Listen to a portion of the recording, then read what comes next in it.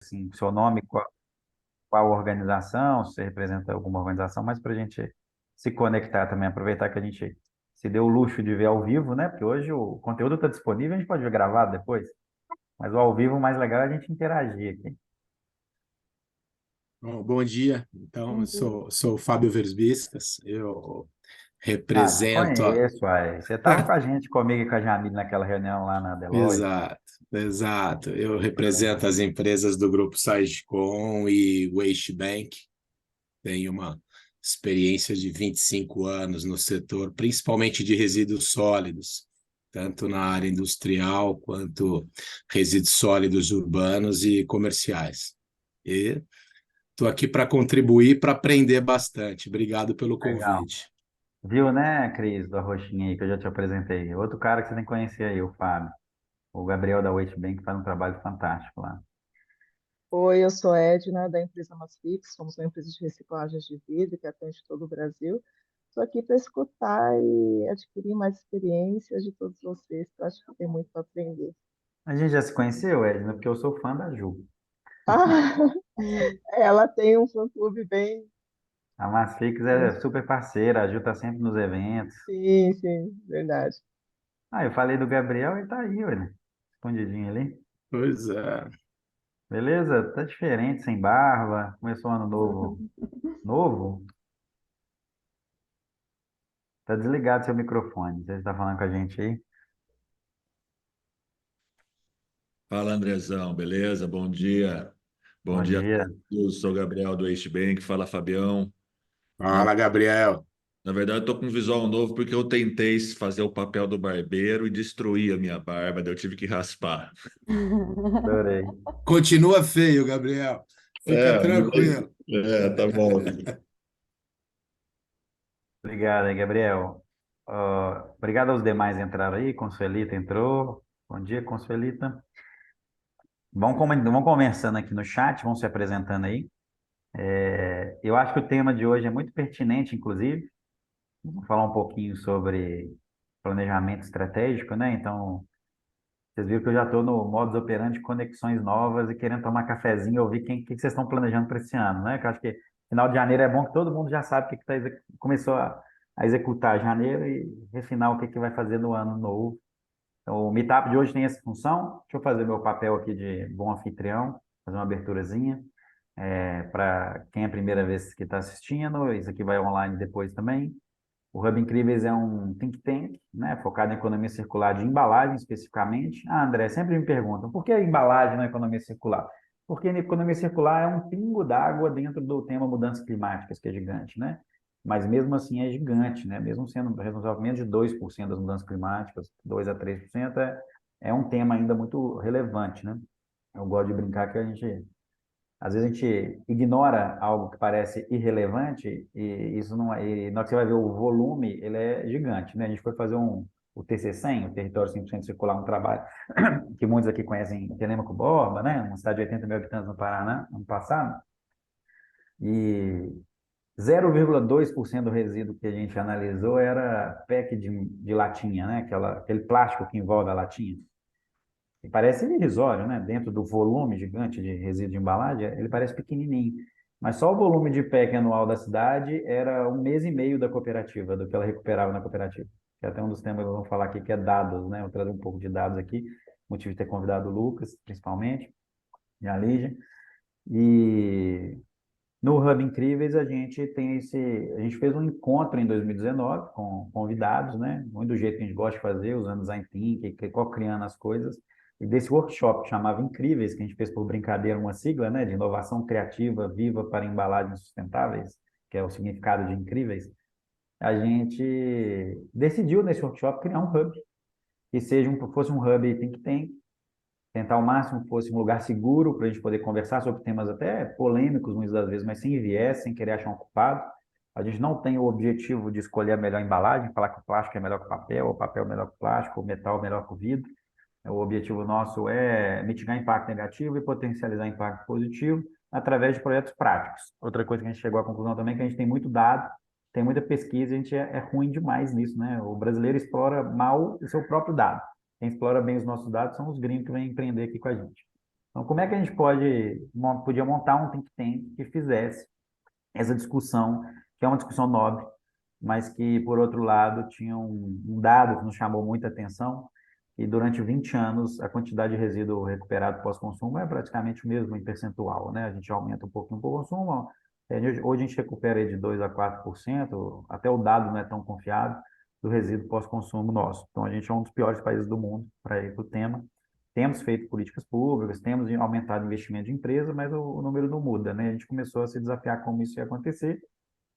Meu nome é André, eu sou fundador da Banco e idealizou o Hub Incríveis, como think tank. Começou como um projeto da Banco e em 2020, não, 2022, a gente transformou o Hub Incríveis numa empresa autônoma que a gente entendeu que ele tem um modus operandi, um jeitinho de fazer diferente, né? A governança é diferente, então a gente começou a montar essa organização.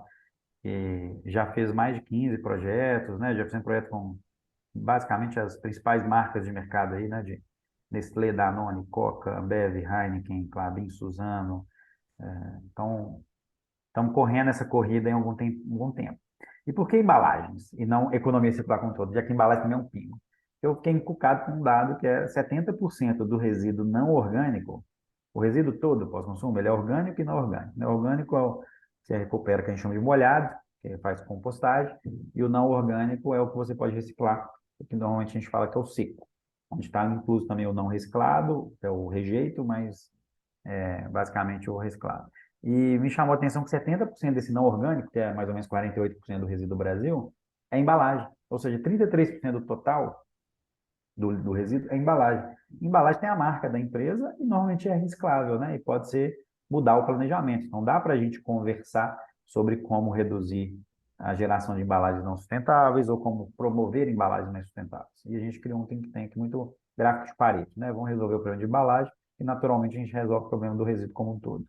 E desde então a gente vem fazendo esses projetos e cada ano a gente faz, claro, nossos planejamentos e o tema de hoje é muito pertinente, porque o nosso momento atual é exatamente esse de pensar em como a gente está desembalando 2024. Se a gente pensar que ele estava embalado até o final do ano passado e a gente estava construindo o que a gente quer fazer, e agora nós estamos exatamente construindo o que a gente quer fazer em 2024. A gente fez um bom trabalho em 2023. Em 2024, estamos, claro, repactuando as parcerias, né? Seguimos junto com a Heineken e com a Bal como parceiros, são nossos parceiros de 2024, de 2023. Estamos buscando novos parceiros, mas um dos temas muito interessantes e que remete aqui ao Meetup, que é a verdade sobre os dados, né? Que a gente, sobre os indicadores ali que a gente colocou, é que a verdade é que quando a gente começou em 2019, tinha 20 anos que o dado ainda era 2 a 4% de recuperação, nós também 24 e ainda é, né? Estamos completando aí, em abril, agora dia 30 de abril, a gente completa 5 anos desse encontro que a gente fez no 2019 e a gente ainda não conseguiu transformar, mexer no ponteiro, né? De forma nobre, mesmo vindo planares, mesmo vindo o Recicla Mais, né, com um modelo de recuperação de crédito de resíduos. Eu queria expandir um pouco essa conversa aqui. Para isso eu trouxe dois convidados especiais, mas vamos trocar todo mundo que está aqui, estão cheios de pessoas nobres aqui conversando. Mas eu queria pedir para a Lígia se apresentar um pouquinho, falar do seu histórico, por que você acha que você foi convidada, o que tem a ver embalagem com a vida da Lígia. E depois o Lucas também se apresentar um pouquinho para a gente iniciar essa conversa sobre dados aí, como é que a gente vai desembalar 2024, o que a gente pode planejar em conjunto, né? Para fazer acontecer essa mudança do ponteiro que a gente tanto almeja e que a gente sabe que é complexo. A gente não dá solução simples para problema complexo, né, Lígia? É isso aí. É, então, meu nome é Lígia, eu sou Design Manager e líder de ESG na empresa CBA B+G, que é uma empresa global de design estratégico. Eu atendo clientes de Latam, como, por exemplo, Nestlé Chocolates, BRF, entre outros. E a minha empresa também atende a Braskem, a gente foi responsável pelo design da Casulo, então a gente está bem conectado, né, com essas questões, não só a questão da embalagem em si como expressão da marca, mas também com as questões de sustentabilidade, de ESG. E por que que eu acho que eu estou aqui, né? A gente trabalha com comunicação dos benefícios, dos atributos dos produtos, dos valores da marca na embalagem. E eu estava até refletindo aqui, hoje em dia, quando o André falou assim, lá no lixão a gente via essa porcentagem grande dos resíduos não orgânicos, né, que eram elementos, né, ali, embalagens que estavam com a marca das empresas. A gente também tem a possibilidade de falar com o consumidor, tipo, as iniciativas sustentáveis através da embalagem. A embalagem também é uma porta-voz das ações de sustentabilidade da empresa. Mas agora, como que a gente, tipo, o desafio é como escrever, o que escrever, por quê? Como comunicar, porque a gente fala reciclado, reciclável é uma coisa tão básica, mas hoje em dia ainda não é entendido pelo consumidor. Então, passa por uma questão de educação, e educação passa por uma questão de sedução, de ser lindo, de ser chamativo. Então, esse desafio a gente entende que é a nossa missão. E é isso. Legal, é. O... Interessante esses temas que você trouxe, Lídia, quando é que eu vou vir como a Tainá comentou aqui no chat, depois vocês dão uma lida. Eu vi. Sobre esse negócio de repensar, da embalagem ser um problema, né? Porque a embalagem também gera muito impacto positivo, né? De proteger o produto, de preservar o alimento, de redução de desperdício. Acho que o Hub, inclusive, quer trazer muito essa visão positiva, né? Porque eu acabei falando muito de resíduo, né? Do problema, do impacto negativo do resíduo de embalagem, mas a embalagem, ela, na minha opinião, principalmente, depois de... Não sou especialista em embalagem, mas já estou há 7, 8 anos aí estudando o tema, eu acredito que eu aprendi um pouquinho com muitos especialistas, e a gente trabalha com impacto, a embalagem gera mais impacto positivo, o make-up é mais cheio do que vazio. Só que a gente precisa equilibrar essa conta, né? De como a gente... Quando a gente olha para os dados, né, Lucas, já te puxando para a conversa, é impressionante o volume de resíduo que a gente gera, né? A gente gera 82 milhões de toneladas de resíduo por ano pós-consumo no Brasil e a gente recupera 2, 3%, né? A gente tem realmente um problema a ser resolvido aí e o tempo urge, né, Lucas? Exatamente, eu acho que é só olhando para os dados que a gente consegue tomar decisões realmente assertivas, né? Acredito muito que, embora eu não seja aí um especialista, né, na área de reciclagem, eu acredito muito que não tem como se fazer um bom trabalho sem antes, né, ter aí toda uma base quantitativa, né, para as tomadas de decisão. Me apresentando muito brevemente, eu sou Lucas Rodrigues, eu sou formado em Física aqui pela UFMG e fui fazer meu doutorado na NASA durante aí um período de 2019 a 2022. Eu tive com vários pesquisadores que tomavam conta, né, das queimadas que aconteciam ali na região da Amazônia. Boa parte do meu doutorado foi trabalhando com sensoriamento remoto, né, para entender essas mudanças de uso da terra e também, né, das queimadas ali na região da Amazônia. Tudo aqui para mim é um pouquinho novo, pessoal, mas assim, o motivo de eu estar aqui é porque eu já tenho aí uma base sólida, né, em ciência de dados e tenho conversado bastante aí com o André sobre como pensar, né, todos esses dados que ele vem levantando e como que a gente vai derivar os modelos, né, André, de inteligência artificial, como que a gente vai fazer, enfim, construir esse arcabouço mais quantitativo para dar suporte, né, para as tomadas de decisão dentro dos projetos que estão sendo construídos, né, na área de reciclagem, na área de embalagens. Então, é um pouquinho novo para mim, mas eu estou bem empolgado e o que eu puder contribuir com relação a dados, pode contar comigo. Obrigado, Lucas. Estamos aqui com vários convidados, com Felita, uma parceira aí, obrigado pela presença, especialista de economia circular da Prefeitura de BH, vendo a Débora aqui da Natura, e Débora, não sei se a gente se conhece, mas um super prazer. Vi o Carlos aqui, depois, pessoal, façam igual a Renata fez aqui. Oi, Renata, bom te ver também. Manda os seus LinkedIns para a gente se conectar, né? Quem sabe muda aqui Bacana. já gera impacto, acho que é um bom caminho. Olhando para esse tema, então, Lígia e Lucas, como é que vocês estão vendo essa evolução do mercado pós-pandemia, né? Na pandemia foi interessante, porque o mercado de embalagem foi muito impactado, né? Foi um momento onde a gente precisou usar mais embalagem, precisou potencializar mais a proteção, né? Então, a embalagem é uma proteção, queira ou não queira. Acabou que o consumo de descartáveis, né? Demonstrou, a gente para quem achava que descartável era 100% de impacto negativo, né, era só resíduo, entender um pouquinho a importância dele, né, e como que ele pode realmente ser necessário para uma segurança, mas a gente ainda não está pensando em como que a gente pode fazer projetos, seguir com os nossos projetos relevantes, né? Só para atualizar todos aqui, que eu acho que alguns estavam presentes conosco, né? A gente está construindo 2 projetos. A gente está agora desembalando 2 projetos que, inclusive, a Lígia, o Lucas, a Jamile estavam conosco no ano passado e ajudando a construir. Um focado em recuperação de vidro, né? Não só vidro, né? Reuso em geral das embalagens, né? O vidro é uma embalagem mais reutilizável, mas todas as embalagens dá para você conversar sobre reuso do plástico, do papel, principalmente do metal, né? Que também é muito reutilizável. E depois a gente criou, foi falar sobre design de embalagem, né? Como é que a gente pode resolver 80% dos problemas da embalagem no momento de criação dela, de definição de qual que eu vou usar. Isso não tem a ver com isso. Escolher uma embalagem mais sustentável tem muito a ver com a capacidade daquele local em trazer sustentabilidade. Você comentou um item, Lígia, muito interessante, que é esse conhecimento, né? O desconhecimento das pessoas. A gente fez muito greenwash durante muito tempo, falando assim, embalagem reciclável. Embalagem reciclável não significa que ela é reciclada, né? As biodegradáveis embalagens, né? Que hoje pouco se fala, porque quem é técnico já sabe que não adianta ser biodegradável se eu não jogo no local correto, né? Ela continua sendo um problema. Como é que você está vendo, Lígia? Você que está dentro de uma Uhum. organização que provavelmente discute o tema de sustentabilidade, e com certeza permeia embalagens e design aí delas durante o percurso. Como é que você está vendo os investimentos das empresas? E sua perspectiva é mais positiva ou mais negativa pós-pandemia? As empresas estão focadas na sustentabilidade mais, para você olhar?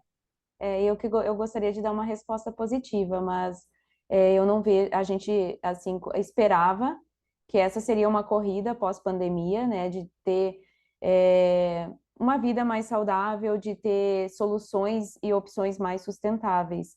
Mas a gente continua ainda lutando aí no mesmo modelo, né, de produção, modelo econômico, e essas iniciativas sustentáveis acabam barrando muito no mesmo modelo de produção, de maquinário, então eu acredito que essas discussões estão sendo feitas, mas que envolve uma mudança sistêmica muito grande. Então a gente não vê mudanças de pós-pandemia, aquelas que, principalmente que a gente esperava.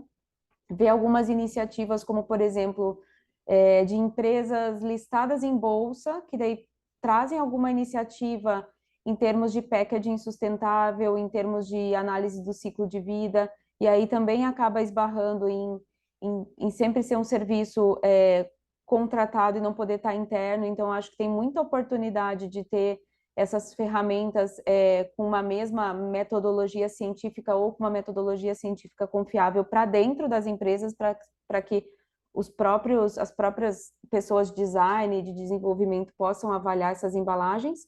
E daí também o desafio de comunicar isso para o consumidor, porque sem isso fica capenga também a solução. Acho que por aí. Então, assim, a conversa é muito costurada com o tema do Lucas mesmo, porque sem os dados, sem o arcabouço técnico científico, a gente, tipo, não consegue ir muito para frente. Eu brinco que eu me considero ativista, né? Acho que todo mundo trabalha com impacto, de certo modo, é ativista em algumas pautas, cada um tem as suas. O Lucas hoje está falando comigo que a pauta racial é muito importante, né, Lucas, para ele, claro, porque ele vive isso no dia a dia. Para a gente também é importante, mas não chega talvez a ser tão importante quanto o que ele percebe ali por ele estar, ser um representante do problema existente.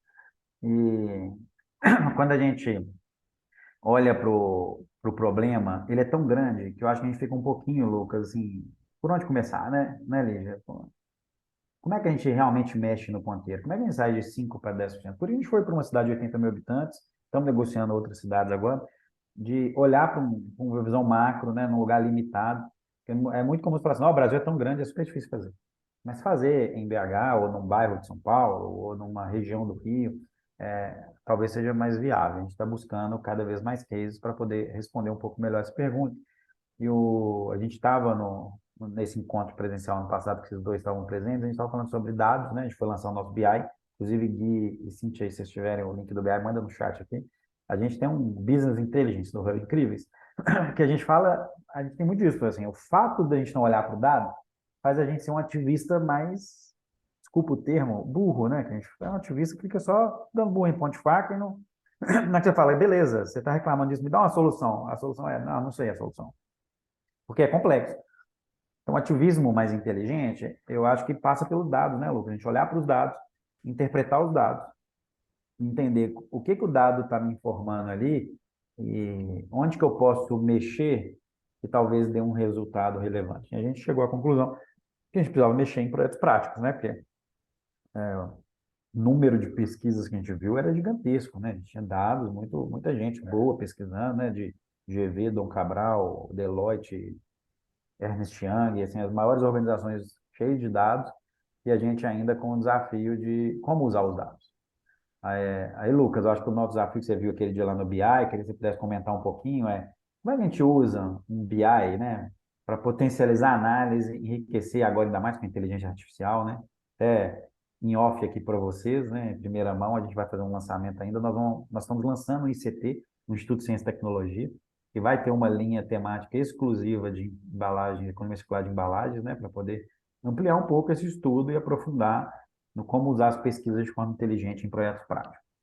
Exatamente, eu Tá? gostei muito, André, de ter visto aquele BI, sobretudo porque as fontes, né, que foram aí em busca desses dados são muito confiáveis. É muito mais importante do que a análise é a fonte desse dado. E é super importante quando a gente pensa assim, quando a gente vai construir um business intelligence, é super importante a gente pensar assim, são duas etapas.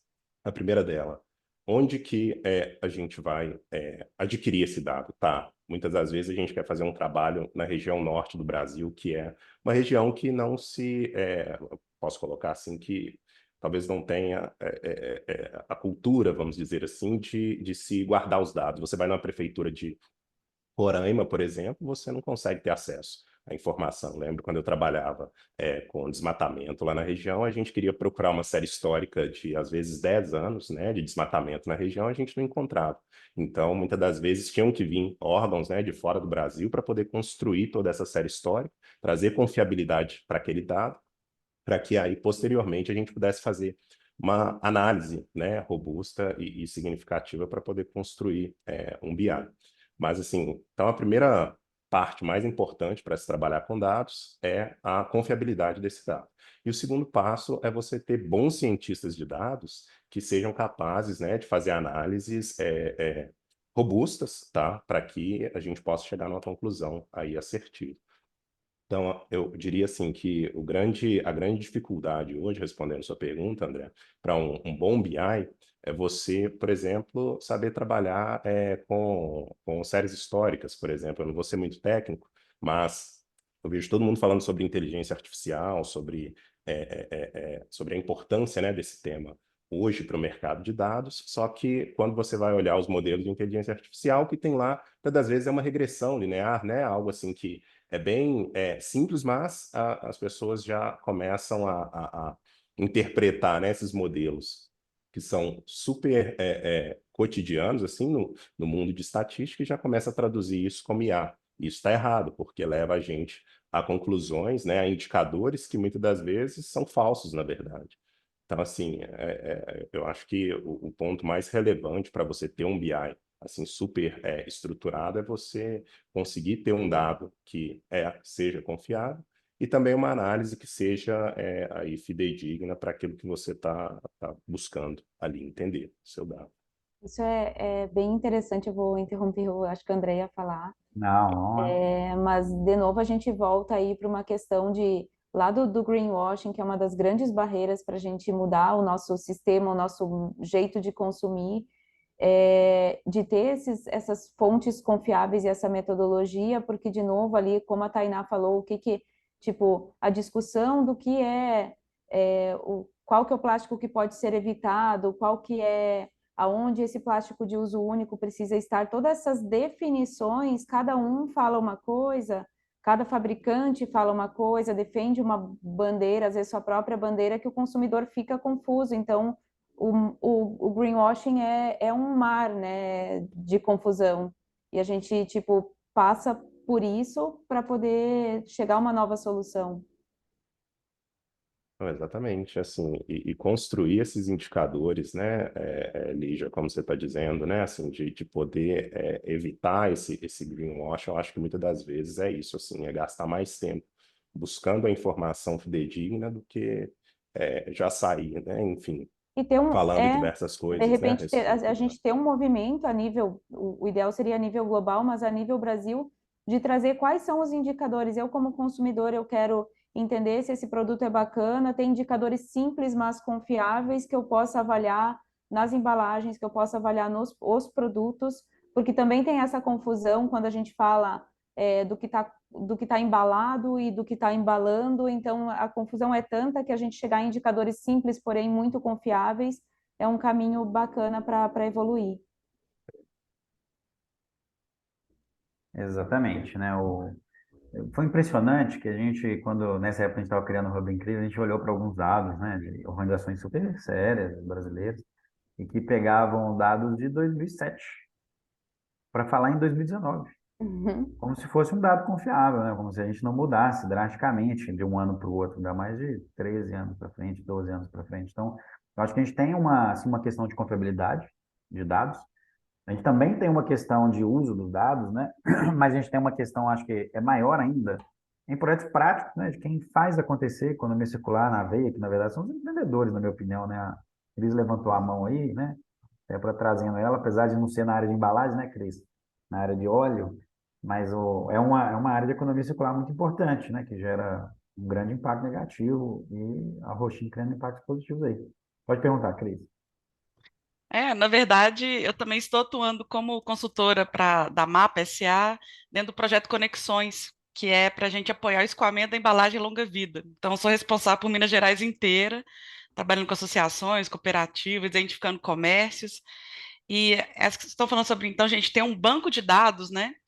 Acho que acredito que a MAPA é uma das empresas que tem maior informação, né? Não só sobre a embalagem longa vida, mas sim, um banco de dados gigantesco. Quando a gente fala de certificação, aí eu já falo um pouquinho da minha história pregressa, né? Eu trabalhei como certificadora apoiando, na verdade, a certificação da Mesa Redonda Internacional de Biomateriais. Eu era responsável aqui pela América Latina. E o grande gargalo que a gente tem é a educação, né? Então, não adianta a gente ter muita informação, é, entender ou acreditar que o cliente, né, o consumidor final, vai saber fazer a escolha se ele não tem acesso à educação. Então, isso que o André falou é muito importante. É importante ter dados? Sim. Se a gente avaliar há 20 anos atrás, a gente tinha dificuldade de acesso a dados. Hoje a gente tem dificuldade de filtrar o que é real e o que não é real. E principalmente como que a gente consegue aplicar isso para trazer a transformação que a gente precisa. Então, eu acho que a gente está num gap, né, um gargalo muito importante, é a educação ambiental para consumo dessa economia circular, né? E quando a gente fala de embalagens, fala de plásticos, a gente tem um grande desafio que são os flexíveis, né? É, e, infelizmente, a gente ainda não tem, e aí já pensando no final da cadeia, né, toda a cadeia da reciclagem, porque na Roxinha a gente trabalha um pouco inverso. Primeiro a gente fala que é uma coleta eletiva. Então, primeiro você elege a destinação para depois você ensinar a separar. Porque senão a gente vai ficar perdido na verdinho, vermelhinho, azulzinho. No final das contas, vai tudo para aterro, a gente não desenvolve uma cadeia da reciclagem e a gente não tem, né? Especificamente na embalagem longa-vida, nós temos três grandes recicladores no país. A Klabin está em São Paulo, a Revita, que está lá em Telêmaco, e a HCR, que está lá em Itaió, em Santa Catarina. Então, o custo do frete é muito maior do que o valor da embalagem. Então, por que a gente não consegue aproximar, trazer esses recicladores, por exemplo, para Minas Gerais, que é um mercado gigantesco? E eu fiquei muito feliz com esse CT, que dá para a gente fazer um brainstorming de empreendedorismo mesmo, de impacto realmente, e diversificar. Porque quando a gente centraliza essa cadeia produtiva, né, a cadeia da reciclagem no sul do país, de certa forma a gente inviabiliza São Paulo para cima, né? Uma das Então, principais complexidades é a distância, né? Do que eles relatam do isso. Brasil, mas que, na verdade, você esquecer as fronteiras, né? Eu gosto muito de uma carta do Bill e Melinda Gates Foundation que fala sobre teoria das fronteiras, Uhum. A gente tem essa teoria, né, que tem uma fronteira ali, na verdade é tudo território, né, como que vai? A gente tem um grande problema dentro do vidro, que 90% do vinho consumido no Brasil é de vidro, É. que é vindo de fora, né, que vidro foi fabricado fora, do Chile, da Argentina, né, então isso nem entra na nossa conta lá de embalagens fabricadas no Brasil, né? Quando a gente olha que legal, né, o que a Cris trouxe como exemplo, né, Lucas e Lígia, que apesar dela trabalhar com óleo, o pessoal procurou ela porque a cadeia de Tetra Pak também poderia aproveitar a estrutura que ela tem. Então, a cadeia de circularidade, né, ela precisa andar em conjunto, né? Não tem como você criar uma cadeia só de vidro, só de plástico, só de papel, na minha opinião. Você tem que alavancar. E ela trouxe também o tema tem a ver com educação e informação, igual você comentou, Lígia, mas também tem a ver com dado, né, Lucas? Que separar seco e molhado há muito tempo a gente que é especialista já sabe que esse é o caminho. E a gente ainda vê ainda um monte de gente separando e acho que 99% das vezes que eu vejo as caixinhas verde, azul, laranja, né? Separado, eu vou olhar lá dentro e não está bem separado porque o consumidor não é educado, né? É um tema complexo. Trazendo um pouco desse desembalar, Lígia, queria perguntar aí como é que a CBA está fazendo essa desembalagem do planejamento de 2024, estratégia, como é que ela tem linhas dentro da CBA que se conectam especificamente com a economia circular de embalagens? A gente, sim, o nosso propósito está muito em educação para uma nova consciência de consumo, então esse propósito é uma das nossas metas 2030, inclusive, ela permeia não só a nossa atuação interna, como também nosso posicionamento frente aos nossos clientes. Então, como eu dei esse exemplo do cliente que estava listado em bolsa, que estava buscando essa solução, a gente se apoia muito em dados, também em pesquisa, inovação, para trazer essas soluções. Então, a gente está indo muito por essa questão da educação, porque a gente entende que a nossa atuação ela não gera um impacto, a gente trabalha com serviços, então a gente não tem um impacto direto grande, mas a gente se sente responsável porque a gente, tipo, desenha, né, tipo, traz a expressão de diversas marcas que estão na casa do consumidor, então a gente se sente responsável por isso, é aí que a gente atua. E a gente permanece aí com esse intuito para 2024. Legal, então super espaço para a gente pensar em algo junto com o Rubem para ganhar um prêmio lá no BDA de novo esse ano. Opa, vamos junto. Ano passado a gente ganhou um prêmio do Brasil Design Awards, né, de design com o projeto PC100 que a gente escreveu. E esse ano a gente está com algumas ideias aí do que já temos, claro, alguns projetos que a gente vai inscrever, mas super espaço para a gente criar projetos novos, Lígia. E o mais legal que eu vi lá no prêmio BDA, Lucas, é exatamente que tinha muito projeto com dados, sabe? Que, na verdade, era um dado, era uma pesquisa que gerou um negócio, né? Que transformou isso em uma solução. Eu acho ainda que as soluções de mexer no ponteiro estão no empreendedorismo de impacto, sabe? Empreendedores que estão olhando para a cadeia circular, igual o Gabriel que está aqui do Waste Bank, né? Que agora a própria Cris comentou do Arroxim. Você ia falar, E, Lucas? André, eu acho... Ah, tá, desculpa. Não, eu ia falar algo super interessante que a Cíntia mencionou, que ela falou assim que tem um banco de dados, né, muito grande, só que como filtrar esse banco, né? Eu não sei se vocês estão me ouvindo ainda, Sim, sim. travou todo mundo. Mas como filtrar esse banco, né? Porque assim, um exemplo, né? Se você tem realmente, aí vamos pensar, né? Você tem uma tabela muito pequena para você poder trabalhar ela, sei lá, uma tabela 10 linhas, 10 colunas, fica fácil você tomar decisão simplesmente porque o dado ali é muito pequeno, né? Você cresce uma tabela, né? E se torna um banco muito robusto, você começa a precisar usar técnicas de tratamento de banco de dados que fogem muitas das vezes, né, André, do cotidiano aí, do comum, né? Aqui Pessoal, vocês estão me ouvindo? Desculpa, é porque todo mundo Então, perfeito. travou e eu não tô. Não, estamos A tua ouvindo, imagem então. está travada, mas a gente ouve perfeito. Agora deu, destravou. Voltou. Voltou. Desculpa. Tá. Mas eu só queria comentar, Cíntia, que essa filtragem, hoje em dia, tem técnicas super legais, né? A gente chama aí de limpeza de dados, né? Data cleaning, mas que utilizam, por exemplo, não vou ser tão técnico assim, mas utilizam, por exemplo, redução de dimensionalidade, né, dessas bases, para que você possa pegar só variáveis que não estejam correlacionadas entre si. Isso é uma técnica super legal utilizada hoje para você conseguir, de fato, filtrar, né, o seu banco e utilizar variáveis que sejam apenas relevantes ali para o seu modelo. Quando a gente trabalha com esses modelos de inteligência artificial... Eu acho que quando a gente começou a criar o BI era exatamente isso, né, Lucas? Como é que a gente junta os dados para a gente poder olhar para o dado como um todo? A própria Consuelito comentou aqui do SNIS, né, que quando a gente começou a olhar para os dados, o SNIS uma base que nos chama muita atenção, porque ela tem lá mais de 4.000 dos 5 municípios do Brasil respondendo. Então, não dá para ignorar essa base. A gente ouvia muito falar isso, o dado no SNIS não é confiável porque ele é autodeclarado. Tá, mas não é que ele não é confiável, é que ele não pode ser utilizado para todo tipo de análise. Mas para várias análises, ele é uma boa média, ele é uma boa análise. Eu, particularmente, gosto muito dos dados do SNIS, como um dado até de entender o quanto as cidades não conseguem responder sobre o seu dado. Olha que interessante. O SNIS responde isso para a gente. A análise do dado do SNIS mostra para a gente. Em Telêmaco, Borba, o case lá, a gente chegou na cidade, ela respondia no SNIS que recuperava, que atendia 100% da cidade, por exemplo, com coleta urbana. Isso é impossível. A gente sabe que é impossível. Então, a gente sabe que a pessoa não fez nenhuma pesquisa. A gente foi lá e olhou que não era 100, era 85%. Então, tinha um gap gigante, né? Então, tem essa questão, inclusive, aí isso gerou um aprendizado nosso, inclusive, de que a prefeitura precisa ser educada.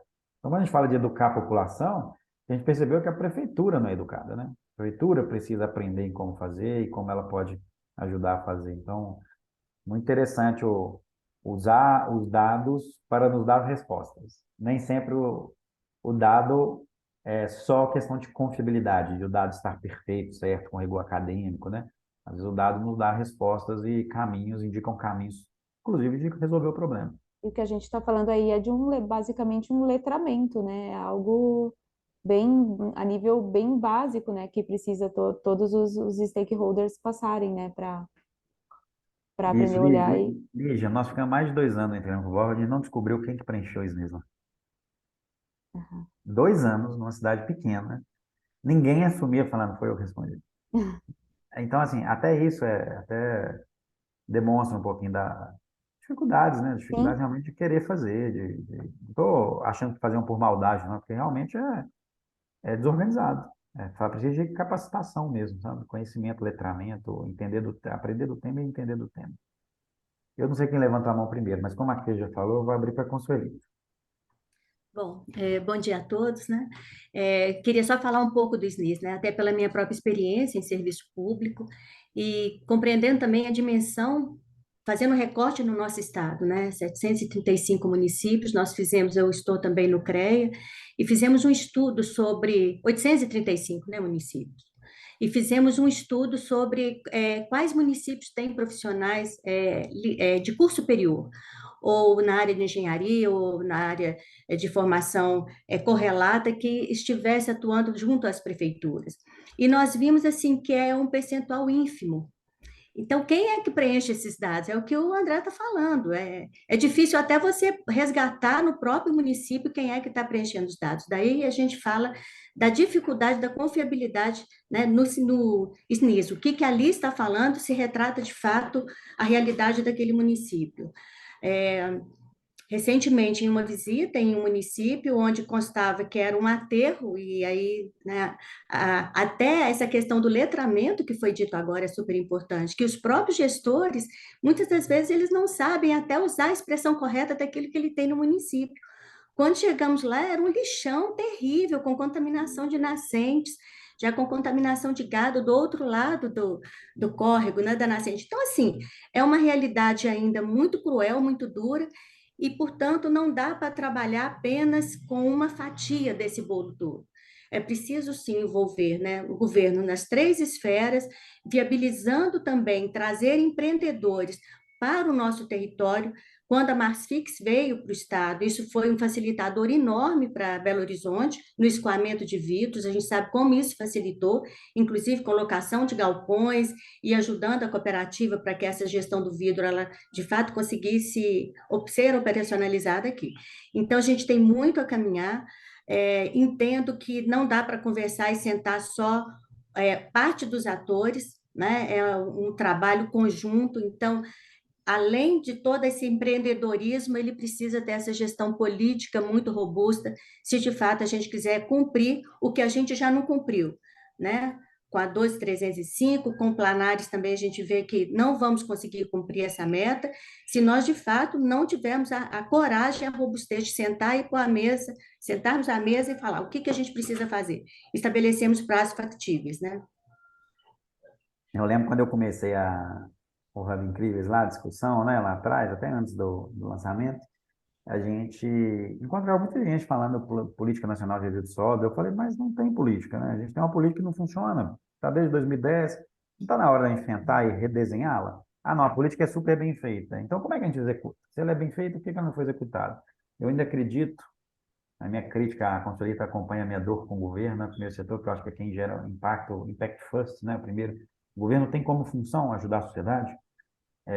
A dor deles de como é que a gente aprende a criar políticas que executem, né? Que sejam, que levem, que seja, que também considere a prática. Não adianta eu sair uma política nacional de investimento em negócio de impacto. Eu adorei, saiu a política, eu reuni todo mundo e falei, tá, mas o que isso faz?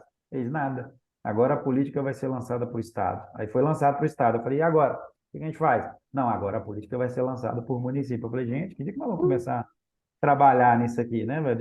Aí eles, não, ajuda a gente a fazer a política. Eu falei, não, eu quero ajudar a montar negócio, que resolve, que atenda a política, que é o que a gente está fazendo dia a dia, né, Cris?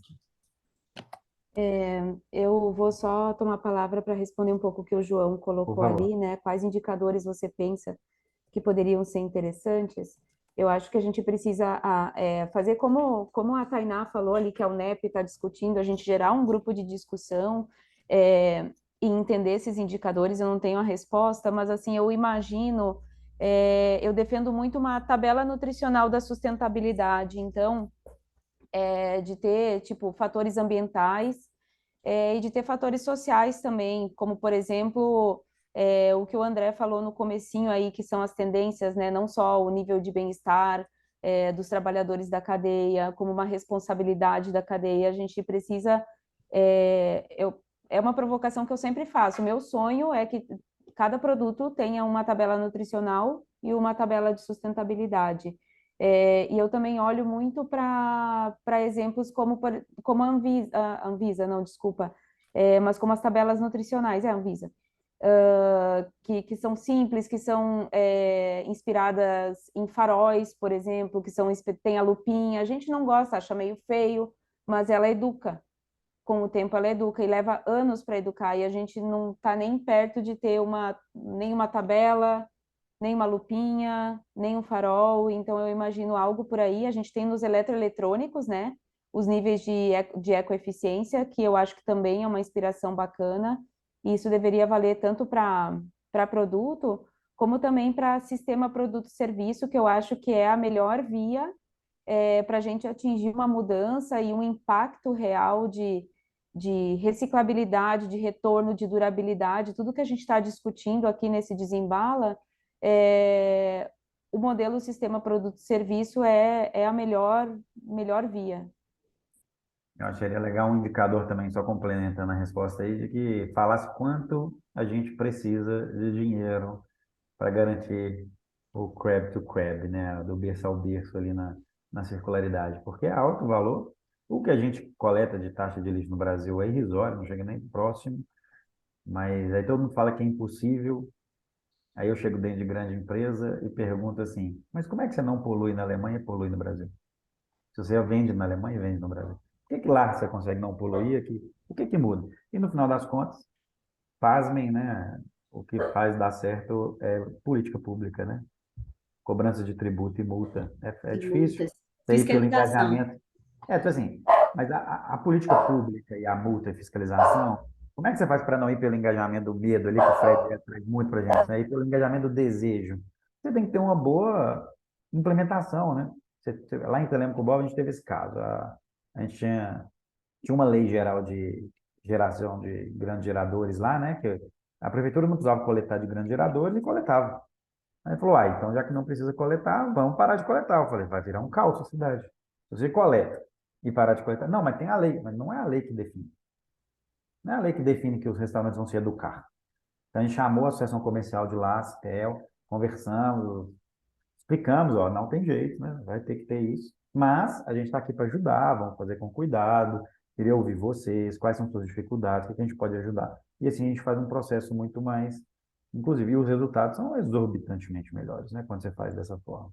Eu acho que tem um quezinho aí de política pública que a Consuelita trouxe pela altíssima experiência dela com governos aí, né? De trabalhar na prefeitura, mas que muitas vezes falta o governo sentar no lugar de não sei, né, Consuelita? A gente estava falando disso ontem, que eu fui fazer uma reunião com a Consuelita.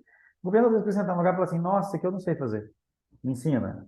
Porque o dia que o governo sair do lugar de, peraí que eu sei como fazer tudo, deixa eu te ensinar, e for para o lugar de, opa, isso aqui eu realmente estou aqui há 30 anos batendo cabeça, né? Recupero só 2% de resíduo. Como é que a gente faz? Chamar uma CBA, né? Chamar um Hub Increase, chamar uma Tati Design, pensar como é que a gente resolve a implementação disso, com certeza vai mudar. Discutiu muito isso também na época, né, Jamile, que a Jamile estava na Deloitte, né? Como é que a gente envolve aí as consultorias e as grandes organizações para sentar na mesa e resolver. O problema é complexo. Cris, Não, é exatamente o que eu ia falar, você deu o exemplo perfeito. Falta muito também capacitação e educação dos gestores públicos, principalmente em cidades menores, né? Viajando por Minas Gerais, e aí uma coisa bem bairrista, assim. Eu acho Minas o melhor lugar do mundo, sempre achei. Mas como que é difícil essa interpretação da lei, né? Os próprios gestores às vezes assumem condições que não é da alçada deles por falta de conhecimento. E agora, esse ano principalmente, a gente está no ano eleitoral, que infelizmente a gente pode ter um enfraquecimento ainda maior da capacidade de educação dos gestores públicos municipais. Então, isso é um gap, isso é um desafio muito grande, porque não basta ter a lei é um instrumento. A prática da lei é uma coisa, aí a gente vai entrar fiscalização e tudo mais, mas a gente pode pensar assim, até fiscalizar é complicado, porque se eles não sabem se está aplicando a lei da forma correta ou não, como é que você vai educar, né? Você vai uma vez, falar, ó, dá um tapinha na mão e falar, você está errado nisso aqui, né? Então é difícil. uma vez nós fizemos um meetup sobre resíduos de drogarias, né, de farmacêuticas. Então, trouxemos Drogaria Araújo, Ancor, farmacêutico, né, para discutir. Como é que você vai proibir o consumidor de pegar a embalagem de remédio e jogar no lixo comum? Você como olhar? Não tem jeito. Desculpe, isso é impossível. Eu acho que nem na Europa fazem isso. Eu fui dar uma aula uma vez para um grupo de franceses, que tem uma escola de negócio francesa aqui em BH, e uma menina levantou a mão depois da minha palestra lá sobre sustentabilidade e falou assim, eu discordo de você, professor. Eu, por quê? Porque eu acho que os brasileiros são muito mais sustentáveis do que os franceses. E eu tinha apresentado que na França, né, tem uma política de gestão de resíduos muito complexa, muito robusta, que a infraestrutura é ótima. E ela falou, eu falei, por quê? Ele falou, porque lá na França, eu nunca me preocupei com isso. Porque meu prédio faz, não sou eu. Eu não tenho lá nada me mostrando se a embalagem sustentável não é. Não é uma coisa que me preocupa. E aqui, não, aqui na casa da família que eu tô, eles separam o vidro, põe no carro, leva o carro no verde mar para jogar no lugar certo a pilha, o óleo. Então, ou seja, o brasileiro, e ela está certa, né? A consciência de sustentabilidade do brasileiro, por necessidade até, né? Ela é muito maior. E isso pode até ser usado a favor, né? Como é que a gente constrói? E eu gostei dessa ideia, até anotei aqui um asteriscozinho, viu, Consuelita, para você me ajudar. Nós vamos fazer um cursinho aqui para gestores de prefeitura diferente, bem ativista, sabe? Bem que fala assim, ô, galera, senta aqui, vocês não sabem fazer e nós vamos te ensinar. Vão para a Porque MM, vão vão lá fazer. na... Boa, É. ó. Então já anotei aqui, tá fechada a parceria. Adoro meetups que saem projetos práticos de dentro dele já. Já É estão aqui com a mesmo. Lígia anotados. Eu ia falar, me chama que a gente vai definir aí uma comunicação bem bacana, bem animadora aí para o povo. Me chama que eu vou Lógico, também, viu, André? Tamo junto. bom demais. Só que Temos esse desafio, por exemplo, só um comentário que eu esqueci de fazer aqui quando a Cris comentou do flexíveis, né? O flexível, olha que dilema paradoxal. O flexível reduz 70% do volume de resíduo. Não dá para a gente ignorar isso. Vocês concordam? Quem é capaz de mexer no ponteiro? O flexível é capaz de mexer no ponteiro. Se você trocar pelo flexível, vai reduzir 70% das embalagens. Olha que loucura. Só que a gente cria um flexível com uma embalagem que não é reciclada no Brasil. que é o BOPP, né? Então a gente tem o desafio, a gente visitou a fábrica da DIN, que foi comprada pela Val Group. Fantástico o trabalho deles, né? As metodologias vão chegando à medida da necessidade. A gente amplia muito flexíveis, precisa ter mais fábricas da DIN aqui no Brasil e concorrentes, claro, né, para poder expandir, fazer circularidade. Quem estava falando aqui que eu cortei? Era eu. Ei, Desculpa. Renata, tudo bem? Tudo bem, e você? Muito Joia. legal aqui o evento, viu? Estou gostando bastante. Eu queria contribuir aqui para a discussão, né? Bem, eu estou em São Paulo e eu trabalhei na prefeitura, né, de São Paulo em duas secretarias e uma delas era a desestatização. E eu coordenei um projeto que era limpeza urbana, né, que era muito desafiador, os números de São Paulo, né, não sei quem aqui tá em São Paulo, que conhece os números de São Paulo, muito desafiador, mas infelizmente esse projeto ele foi engavetado. Então você vê toda uma mobilização, né, da prefeitura, pesquisando, chamando stakeholders, e daí ele foi engavetado. E São Paulo, né, também é uma cidade que vira e mexe gente, esqueci o nome, licitação emergencial, né, justamente nessa questão de limpeza urbana, tal, enfim. Então, queria contribuir aqui para a discussão, e algo que me surpreendeu muito na época, isso a gente estou falando de 2018, tá? É que São Paulo, grande parte, sim, não vou lembrar o dado, né, mas grande parte do lixo de São Paulo não fica em São Paulo. São Paulo manda para assim, cidades perto. Então, quando eu descobri isso, eu fiquei impressionada. Falei, gente, como assim, né? Gente, é São Paulo, a gente tem que pensar em algo Ô, melhor. Renata, desculpa, e só para exemplificar. A embalagem Tetra Pak, que era consumida em Telêmaco Barra Borba, ia para Ponta Grossa, e de Ponta Grossa voltava para Telêmaco Borba depois para Revita. Então, assim, a gente tem um Nossa, fluxo sim. de inteligência baixíssimo quando a gente fala em circularidade.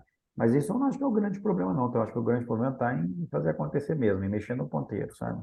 Aqui no Não, Hub a gente fala muito sobre isso, mexer no e ponteiro. assim, a gente pode olhar isso pelo lado, poxa vida, né? Enfim, né? O lado pessimista ou o lado otimista. Ok, então vamos pensar em soluções e vamos criar negócios a partir desses dados, né? Então, queria contribuir aí assim, com esses dados que eu nem lembro tanto, peço desculpa, faz tempo, mas achei relevante entrar aqui.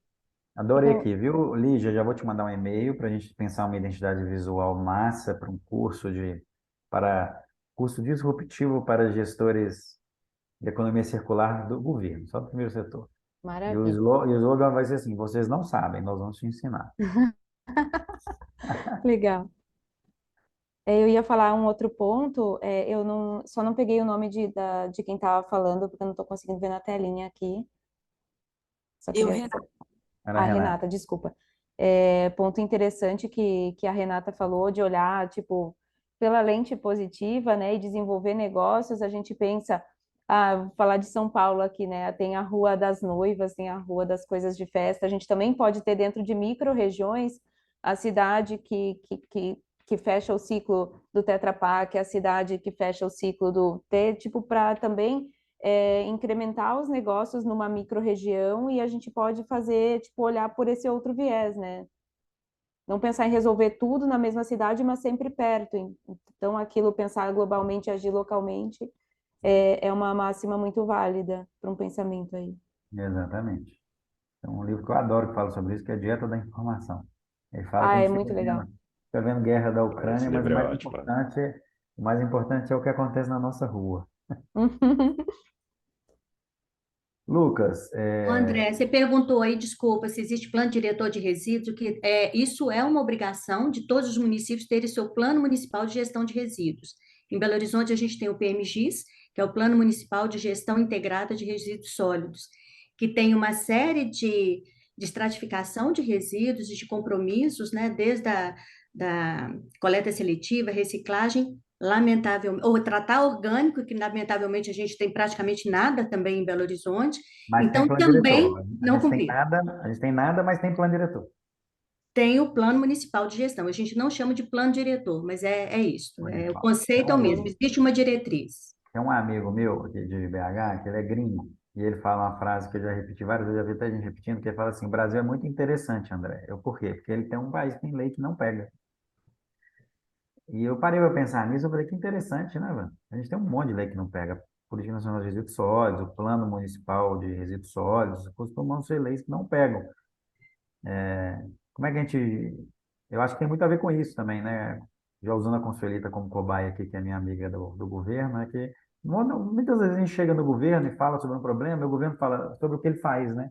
O governo tem um costume muito de falar sobre o que ele faz. E faz muita coisa mesmo. É só você sentar do lado de qualquer pessoa que trabalha igual a Consuelita 30, 40 anos no governo, vê o tanto de coisa que eles fazem. Mas tem muita coisa que não é feita e que a gente sonha grande, mas não tem um planejamento estratégico como atingir. Eu acho que um curso mais prático, né, que ajude, não só cobre, não só ensine, mas que também desenhe o planejamento, que pegue esse plano, então, né, Consuelita, e destrinche ele em ações práticas e mostre um caminho para ser resolvido e executado, pode ser um caminho que, inclusive, tem a ver com o TC100, com o que a gente propõe, né, de como é que a gente chega e ajuda o município. E quando a gente fala de desenho, de planejar, isso a gente está falando aí de design, de novo, né? Então, de design de processo, de design de serviço. O design tem um papel fundamental em toda essa mudança, né? Não só na expressão, na comunicação, como nessas partes anteriores de estruturação. Exatamente.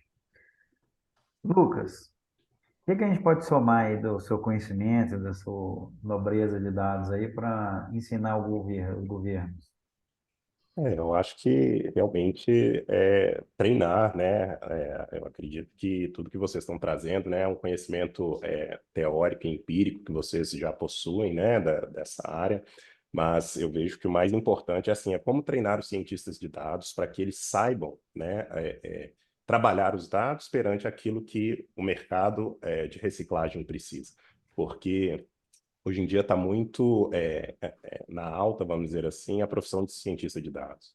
Mas como você direciona, né, esses profissionais para trabalharem, né, com uma área que, por exemplo, não é muito ensinada, né, para esses profissionais que estão vindo da área de estatística, estão vindo da área de ciência da computação. Então, acho que talvez nesse curso seria assim, inserir já o cientista de dados, né, logo no início, mas também dar esse conhecimento teórico que vocês estão trazendo.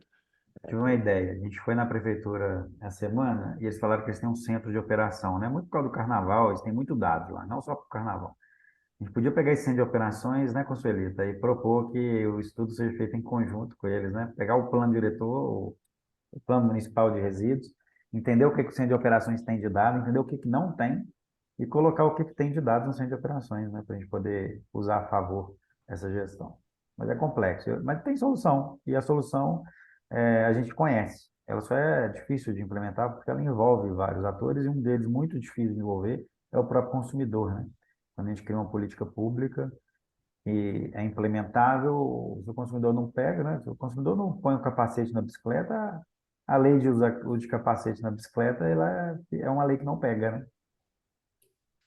A gente precisa olhar muito para isso que tu falou antes, André, de tipo, de como nós brasileiros somos o povo mais criativo do mundo, e isso a gente vê no dia a dia, não só na internet, né? Por exemplo, a ideia das tampinhas, de coletar a tampinha. Por que foi uma ideia, tampinha de PET? Por que foi uma ideia? Alguém teve essa ideia, e essa ideia se espalhou de uma maneira pela sociedade que todo mundo já é normal para as pessoas. Ah, mas por que coleta tampinha? E as pessoas sabem exatamente por quê e elas coletam sempre por um benefício. Eu estou coletando tampinha para ajudar a tal associação.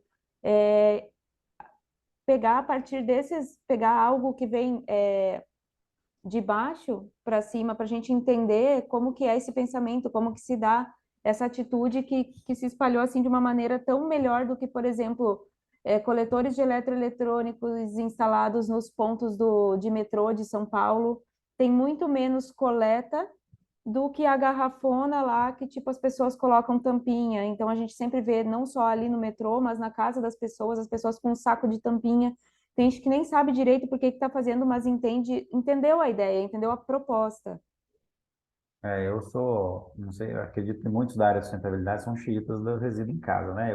Eu separo o lacre da latinha, então, separo a tampinha para o tampatinhas, que ajuda a castrar animais, eu separo o lacre para o lacre do bem, separo o vidro para pôr no Forglass, que é um projeto que a gente ajudou a fazer junto com a Heinz. Então, assim, Aí eu tento educar. O que eu vejo de grande ganho ali não é nem só a ação que eu estou fazendo, que eu acho que ajuda, mas é a própria educação das minhas filhas, né? Delas poderem olhar aquilo e aprenderem. Acaba fazendo, igual você falou, né, Lígia? Por osmose, né? Faz porque aprendeu assim. Eu gostei de um comentário aqui da Ju, que mora na Europa, em Lisboa, que ela é abismada em como os alunos de lá não são educados, né? Igual o brasileiro. Ou seja, ela fechou muito legal. A gente tem capital humano suficiente para ser protagonista na pauta de economia circular. Falta mesmo a estratégia, faltam projetos legais que sejam multiplicados e que façam acontecer. Esse ano, se torcendo aí para dar boas notícias sobre o TC100 para todos aí em breve. Que legal. Pessoal, mais alguma pergunta aí para o nosso... Quem quiser abrir também o microfone, fica à vontade. Seria muito legal ouvir mais gente, que as contribuições são incríveis. Ó, ei, Valéria, tudo bem? Eu te conheço. Eu vi que a Valéria comentou aqui. Oi, tudo bom, André? Quanto Não tempo? vai, pois é, a pandemia nos afastou. Tudo É bem por aí? verdade. Muita correria, né? Sim, Durante e depois da pandemia, né? exatamente. Eu acho que a gente está retomando agora, né, o modus operandi mais pós-pandemia. Pós-pandemia está mais durando mais do que a pandemia. Como é que tá? Conta aí, tem alguma pergunta para os nossos convidados aqui? Eu vi que você Não, mandou uma perguntas mensagem. não. Acho que a discussão é bem clara, né? O que eu vejo na política, porque a gente atua desde 2010, antes até da política, né?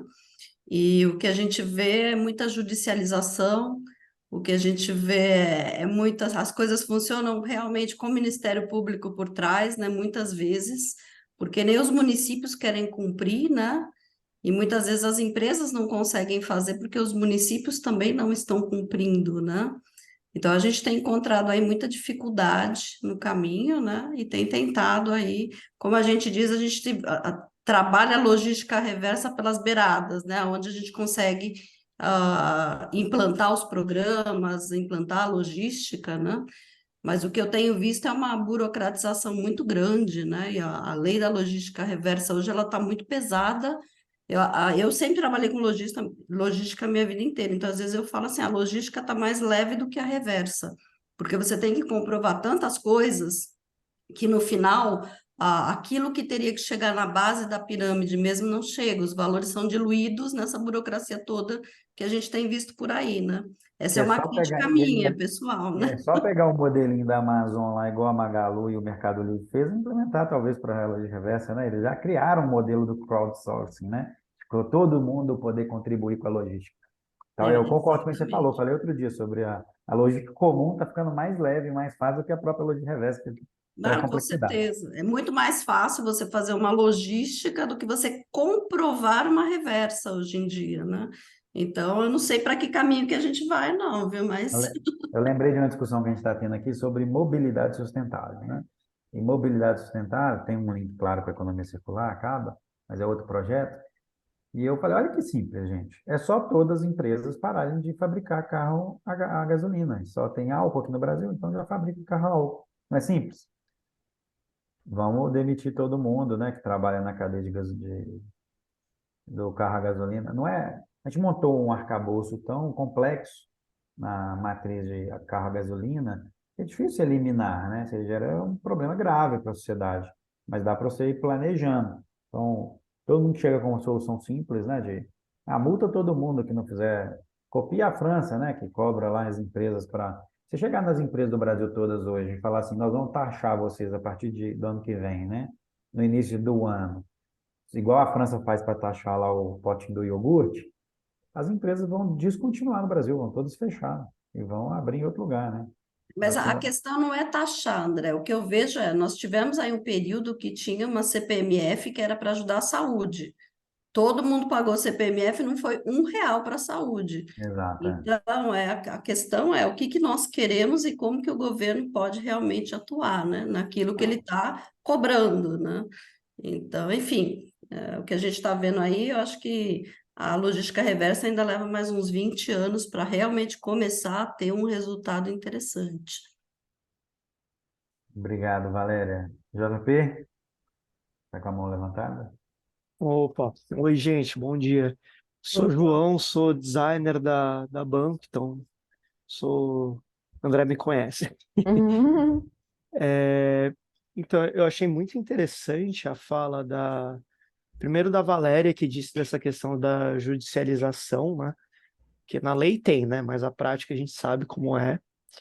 E o que você tinha falado também, Lígia, sobre como que o design, especialmente o design de serviço, ele é muito importante nesse caso, porque o que, por exemplo, a gente da banco vê, né, quando a gente faz análise para clientes, a gente descobre que, né, a maioria de designers descobrem que o problema não está onde que a gente vê, Uhum. sabe? O que que eu quero dizer com isso? Por exemplo, eu acho que a gente tem essa noção muito de que, tipo, putz, brasileiro não é tão educado quanto europeu para jogar lixo fora e tal, não sei o quê, porque a gente tem aquela imagem que a gente vê, uau, cidades europeias que são, cara, lindas, sabe? Não tem lixo no chão e tal. Um monte de gente fala isso quando vem para cá, né? Quando vai para o exterior e volta sei lá, por exemplo, aqui onde eu tô, São Paulo, fala, nossa, aqui é cheio de lixo, você vê lá na Europa, não tem lixo e tal. Daí a gente pensa assim, pô, então é uma questão do quê? Questão de leis, questão da gente punir as pessoas que jogam lixo no chão e tal. Ok, só que aí vem aquela questão. Eu vi muito isso, assim, é um relato pessoal meu, assim. Tem aqui na minha. Eu acho que todo mundo tem isso no próprio bairro.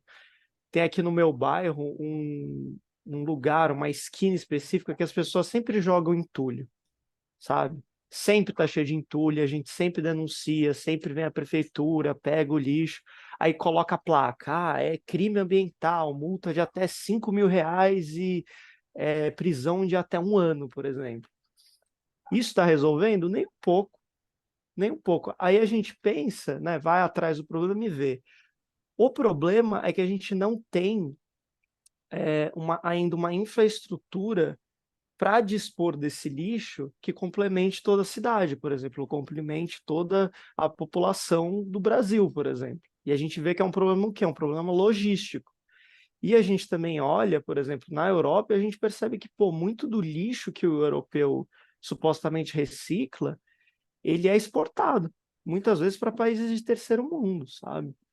Então, o que eu digo, assim, né, para fomentar a discussão, é uma questão de, tipo, a gente realmente entender onde que fica esse problema, sabe? Onde que está o problema? E a gente muitas vezes vê que é o quê? Nessa logística que a gente criou. Uma falta de logística, né, no caso. Assim, o problema é tão nítido, né? Assim, é fácil a gente perceber. Eu acho que isso que o JP trouxe tem a ver com o que eu estava falando, às vezes a solução parece tão simples na nossa frente, né? E voltando aqui até o tema do Meetup, que é a verdade sobre os indicadores. Então, vamos lá. A verdade sobre os indicadores é que eles não são confiáveis e que a gente não usa eles a favor da circularidade, porque ela não está aumentando.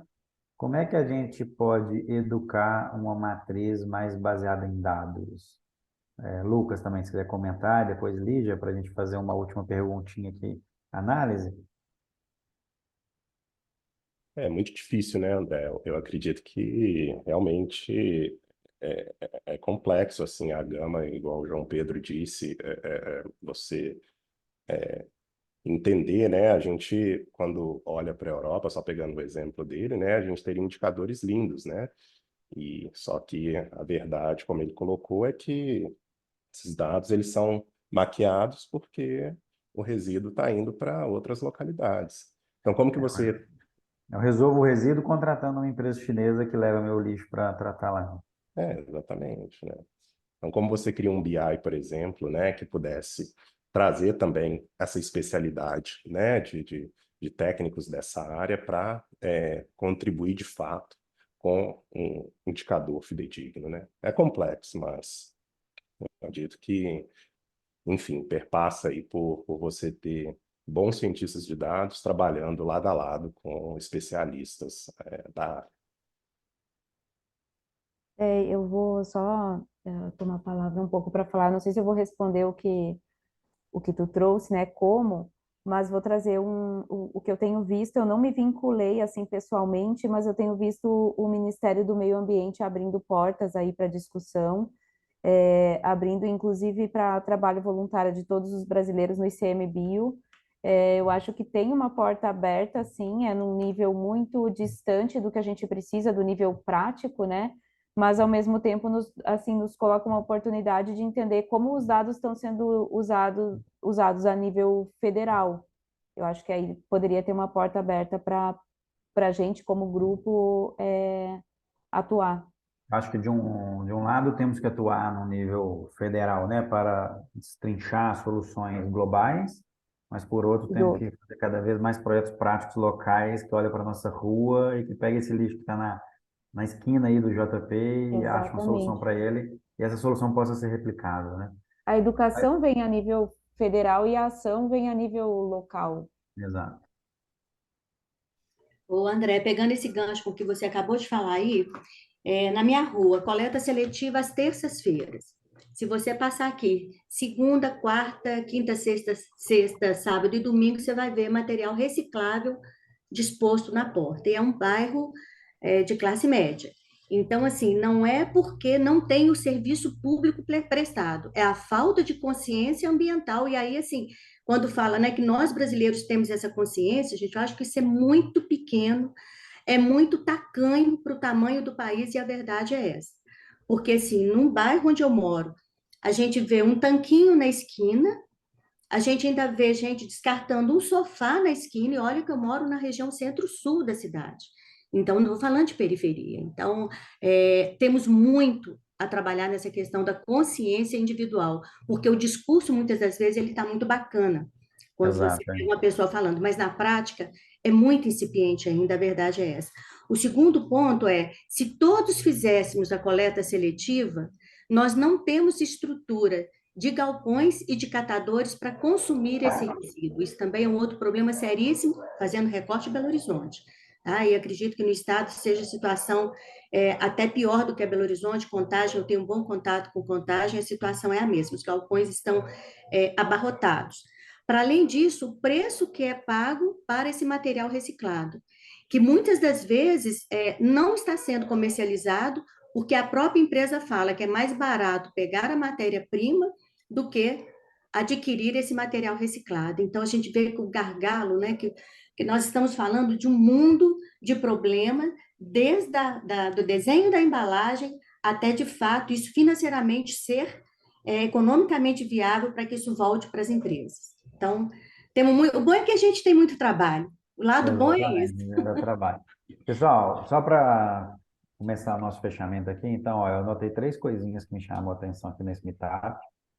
Primeira, quatro coisinhas, né? Primeiro, uma comunicação para uma educação circular, que eu acho que a gente tem potencial de fazer isso. O Hub Incrível vem fazendo isso todo ano, a gente vai esse ano colocar projetos relacionados ao tema. Segundo, o curso para gestores públicos, mais disruptivo, assim, né? Que, ó, galera, vamos falar real aqui, né? Não está sendo feito, a gente tem um plano que não é seguido, né? Tem uma lei que não pega, como é que a gente faz essa lei pegar?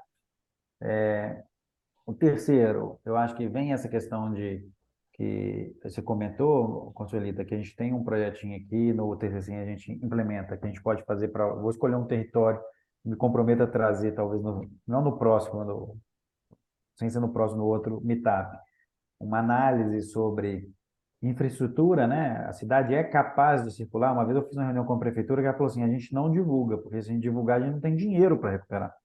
E a coleta seletiva é cara, né? E um quarto aqui que eu queria desafiar vocês, então, aproveitar e deixar aqui um dever de casa, né? Já que a gente está em grupo, né? E a gente vai voltar daqui a 15 dias, né, Cíntia?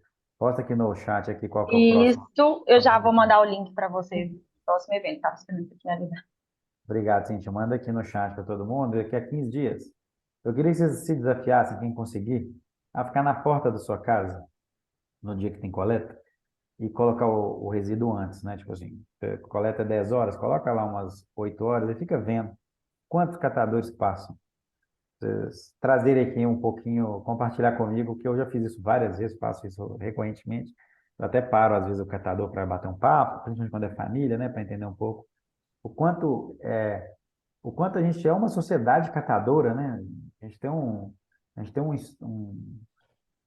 estímulo que provavelmente se eu, lá na minha região, como a Sueli falou, é segunda, quarta, sexta, se eu chegar lá terça e colocar o resíduo e for reciclável, ele vai ser coletado, não pela prefeitura, segunda, quarta, sexta. Mas pelo catador, pelos 8, 9 catadores que passam antes do carro da prefeitura, para ver.